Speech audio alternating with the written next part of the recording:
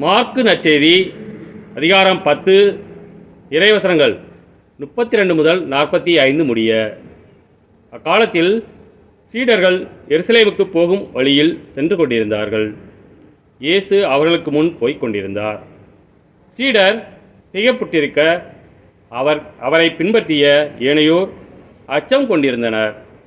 அவர் மீண்டும் 12 அழைத்து தமக்கு நிகழ இருப்பவை குறித்து பேசத் தொடங்கினார். அவர், இப்பொழுது நாம் எருசலேமுக்கு செல்கிறோம். மானிட மகன் தலைமை குருக்களிடம் மறைநூல் அறிஞர்களிடம் ஒப்புவிக்கப்படுவார். அவர்கள் அவருக்கு மரண தண்டனை விதித்து அவரை பிற இனத்தவரிடம் ஒப்புவிப்பார்கள். அவர்கள் ஏளனம் செய்து அவர் மீது துப்பி சாட்டையால் அடித்து அவரை கொலை செய்வார்கள். 3 நாள்களுக்கு பின் அவர் உயிர்த்தெழுவார் என்று அவளிடம் கூறினார்.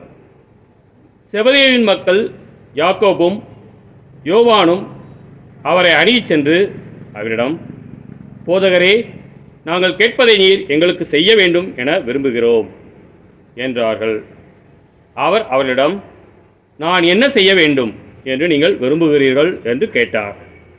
அவர்கள் அவரை நோக்கி, நீர் அரியணையில் இருக்கும்போது எங்களுள் ஒருவர் உமது வலப்புறமும் இன்னொருவர் உமது இடப்புறமும் அமர்ந்து கொள்ள எங்களுக்கு அருளும் என்று வேண்டினர். இயேசுவோ அவரிடம், நீங்கள் என்ன கேட்கிறீர்கள் என உங்களுக்கு தெரியவில்லை.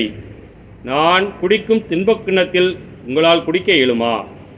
நான் பெறும் திருமுழுக்கை உங்களால் பெற இயலுமா என்று கேட்டார். அவர்கள் அவரிடம் இயலும் என்று சொல்ல, இயேசு அவர்களை நோக்கி, நான் குடிக்கும் கிண்ணத்தில் நீங்கள் குடிப்பீர்கள், நான் பெறும் திருமுழுக்கையும் நீங்கள் பெறுவீர்கள். ஆனால் என் வலப்புறத்திலும் இடப்புறத்திலும் அமரும்படி அருள்வது எனது செயல் அல்ல.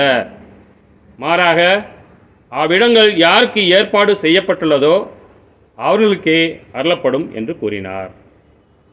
இதை கேட்டுக்கொண்டிருந்த 10 பேரும் யாக்கோப்பு மீதும் யோவான் மீதும் கோபம் கொள்ளத் தொடங்கினர். இயேசு அவர்களை வரவழைத்து அவர்களிடம், பிற இனத்தவரிடையே தலைவர் என கருதப்படுகிறவர் மக்களை அடக்கி ஆளுகிறார்கள். அவர்களுள் பெரியவர்கள் அவர்கள் மீது தங்கள் அதிகாரத்தை காட்டுகிறார்கள். ஆனால் உங்களிடையே அப்படி இருக்கக்கூடாது. உங்களுள் பெரியவராக இருக்க விரும்புகிறவர் உங்கள் தொண்டராய் இருக்கட்டும். உங்களுள் முதன்மையானவராக இருக்க விரும்புகிறவர் அனைவருக்கும் பணியாளராக இருக்கட்டும். ஏனெனில் மானிட மகன் தொண்டு ஏற்பதற்கு அல்ல, மாறாக தொண்டு ஆற்றுவதற்கும் பலருடைய மீட்புக்கும் ஈடாக தம் உயிரை கொடுப்பதற்கும் வந்தார் என்று கூறினார். கிறிஸ்துவின் நற்செய்தி.